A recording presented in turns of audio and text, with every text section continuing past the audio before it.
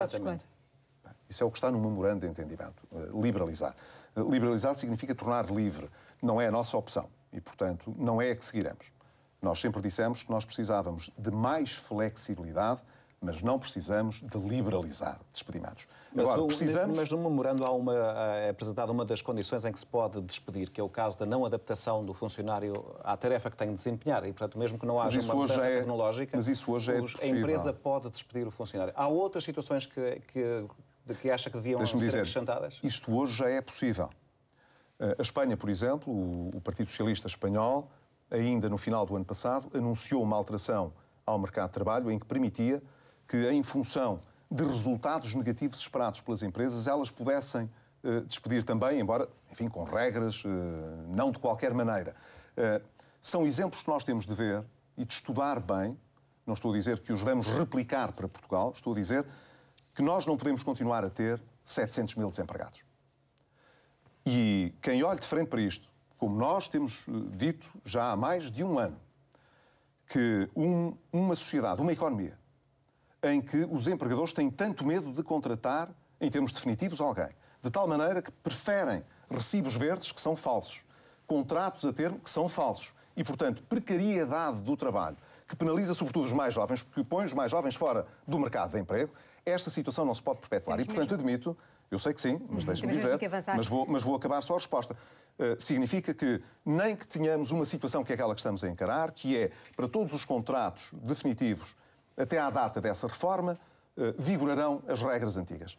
A partir dessa data, os novos contratos têm de ter uma maior flexibilidade para podermos pôr os jovens no mercado de emprego em condições que sejam justas e não com recibos verdes, como eles hoje estão, em que suportam mais custos, nomeadamente para a Segurança Social, que qualquer outro trabalhador. Claro, o seu raciocínio, Dr. Pedro Passos Coelho, porquê é que o senhor omitiu que se tinha encontrado pessoalmente com o Primeiro-Ministro antes da apresentação do PEC 4? Porque isso foi combinado com o Primeiro-Ministro.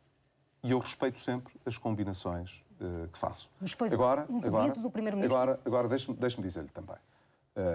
A última coisa que eu vou fazer é uma campanha eleitoral baseada em pequeninos casos. Mas isto é importante esclarecer. O Dr. Pedro Passos Coelho acabou de dizer talvez que foi combinado, para mim não tem grande necessidade de maior esclarecimento que aquilo que já dei. O senhor diz que foi combinado com o Primeiro-Ministro, mas foi um pedido do Primeiro-Ministro? Foi aquilo que eu acertei com o Primeiro-Ministro. O Primeiro-Ministro quis-me transmitir que no dia seguinte ia apresentar em Bruxelas um conjunto de alterações que tinha decidido apresentar ao PEC, omitindo de resto que tivesse estado a consertar essas alterações com uma equipa que esteve cá, ao que parece clandestinamente também, durante 3 semanas a negociar com o Governo. Mas, enfim, transmitiu-me, isso é verdade, o principal das medidas que o PEC 4 iria apresentar. E eu agradeci a informação que ele me deu e separámos dessa conversa. Mas isto não esvazia um dos principais argumentos do PST para chumbar o PEC, quando se sentiu desautorizado por não ter sido informado, por não ter debatido com o Primeiro-Ministro as alterações? Não, há aí alguma confusão. Aquilo que o Governo quis dar a entender, quando, violando aquilo que tinha sido acordado, divulgou, pôs a circular, tinha havido esse encontro, aquilo que o Governo quis dar a entender é que tinha havido um processo negocial. Mas não houve processo negocial nenhum. O Governo, nessa própria semana, o Ministro dos Negócios Estrangeiros, de resto, recebeu uma delegação do PSD para informar sobre o que se ia passar na cimeira desse fim de semana e informou zero sobre isso. O senhor sente que caiu numa armadilha política? Deixe-me dizer. Segundo, o Primeiro-Ministro tinha estado, na véspera desta comunicação que me fez, no Parlamento, a encerrar o debate sobre a moção de censura apresentada pelo Bloco de Esquerda e disse: Portugal não precisa de ajuda nem de medidas adicionais. Mentiu, portanto, porque sabia que já as tinha estado a negociar durante 3 semanas. Eu julgo que o país inteiro já percebeu isso e que não vale a pena estar a chover no molhado. Mas o senhor sente que caiu numa armadilha política? Não vou responder a essa questão. O senhor já disse que tem o Governo na cabeça se o PSD ganhar as eleições. Dada a circunstância excepcional em que o país se encontra, não seria útil o senhor dizer quem são os rostos que conta para o próximo Governo? Não conheci nunca nenhum Primeiro-Ministro que tivesse, antes de o ser, isto é, antes de ganhar as eleições e de ser convidado a formar governo, tivesse anunciado o seu governo. Mas na sua cabeça está claro quem serão essas pessoas caso o PSD ganhe as eleições? Na minha cabeça está muito claro quais são os lotes de hipóteses, de boas escolhas para o governo do PSD. E, portanto, não terei, lhe garanto, nenhuma dificuldade em constituir uma boa equipa. Eu tenho dito que o governo que tenciono constituir não é uma extensão da minha Comissão Política Nacional. Não estou com isto a dizer que ninguém do PSD pode ir para o governo, porque isso seria um absurdo. O que estou a dizer é que uma coisa são os órgãos do PSD, outra coisa é o governo. Quando constituir o governo, eu procurarei encontrar um lote de ministros, e já o disse publicamente, não mais do que 10, que responda exatamente pela execução do programa. E uma equipa de secretários de Estado, bastante inferior àquela que hoje existe, não serão mais do que 25, que responderão junto desses ministros pela execução do programa. E, portanto, tenho a obrigação de pensar, e já o fiz, quais são as melhores hipóteses para ter um governo que entregue o resultado que o país precisa. Manuela Ferreira Leite, Marcos Mendes, António Capucho recusaram integrar as listas do Partido Social Democrata. O que é que isto representa? O que é que isto significa para si? É um sinal de desconfiança na sua direção? Não, eu julgo que não, porque eu não tenho nenhum problema em que ex-líderes do PSD não queiram estar no Parlamento. O único problema que eu teria era se não averiguasse da sua disponibilidade para lá estar. Porque eu sempre disse, as listas de deputados na Assembleia da República não têm de refletir meramente as escolhas das lideranças, têm de refletir a pluralidade que existe dentro do partido. O mesmo para um governo. Mas não sentiu estas respostas como um sinal de desconfiança na sua liderança?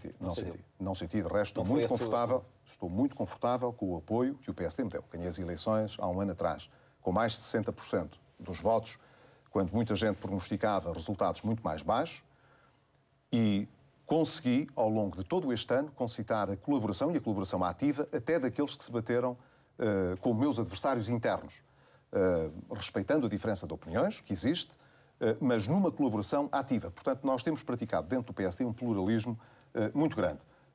Não podia deixar de perguntar a pessoas que eu penso que valorizariam as listas do PSD da sua disponibilidade. Deram-me nota de que não estava no seu projeto de vida, nesta altura, qualquer deles, exercer esses mandatos, e eu respeito isso. Eu pedi-lhe um comentário a umas declarações do seu vice-presidente, Diogo Leite de Campos, que disse que, e cito, que alguém que sobrevive com um salário de 5.800 euros líquidos não consegue satisfazer as suas necessidades e que quem ganha 1.000 euros vive na miséria.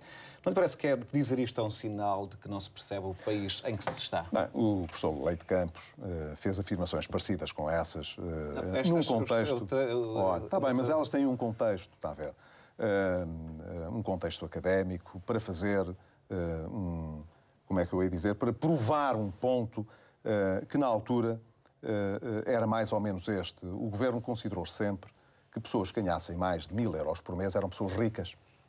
Quando propôs fazer um conjunto de cortes e de diferenciações fiscais, mas o professor para a maioria... Diogo Leite de Campos sabe seguramente qual é o ordenado médio nacional.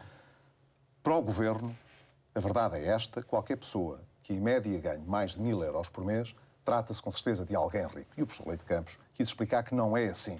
Agora, estou convencido que até o professor Leite de Campos, se lhe fizesse essa pergunta, que até o professor Leite de Campos lhe responderia que na sociedade portuguesa alguém que tenha um rendimento bruto mensal de 5.800 euros tem um belíssimo rendimento. Líquido. Um belíssimo rendimento líquido, então, está a ver. Pacheco Pereira, Santana Lopes, Paulo Rangel, para citar apenas alguns, têm criticado o que dizem ser algum amadorismo da atual direção do PSD. Não vou comentar, cada um diz aquilo que pensa. E eu não critico aquilo que as pessoas pensam, não é a minha opinião, é apenas isso. O senhor acha que os portugueses o conhecem? Me conhecem a mim? Eu espero que sim. Os portugueses sabem hoje, em primeiro lugar, que abandonei a atividade partidária há muitos anos, porque não quis ficar dependente da política e fui tratar da minha vida e da minha independência pessoal. Concluí a minha formação superior, fui administrador de empresas, fui professor no ensino superior, regressei à política por entender que o país exigia, no momento que estava a passar, da minha parte também uma intervenção mais qualificada. E, portanto, arrisquei. Arrisquei porque estava numa posição muito confortável e arrisquei fazer isso para estar bem com a minha consciência de que estou a fazer aquilo que devo pelo meu país. E estou, desde que fui eleito presidente do PSD, a constituir não apenas uma equipa, mas um programa para poder governar Portugal. E se as pessoas em Portugal acreditarem que nós não podemos continuar como estamos e que precisamos realmente de mudar a liderança, que conheceremos no dia 5 de junho, Dr. Passos Coelho. Então eu julgo que terá valido a pena, que teremos um caminho muito difícil e muito duro. Se eu tivesse pensado em prosseguir uma grande carreira política para ser primeiro-ministro numa época extraordinária em que pudesse dar só boas notícias às pessoas, talvez tivesse escolhido uma oportunidade melhor. Mas é que temos e temos de mostrar o que valemos. Muito obrigada por esta entrevista. Muito boa noite. Obrigado, Boa noite. Já a seguir na RTP.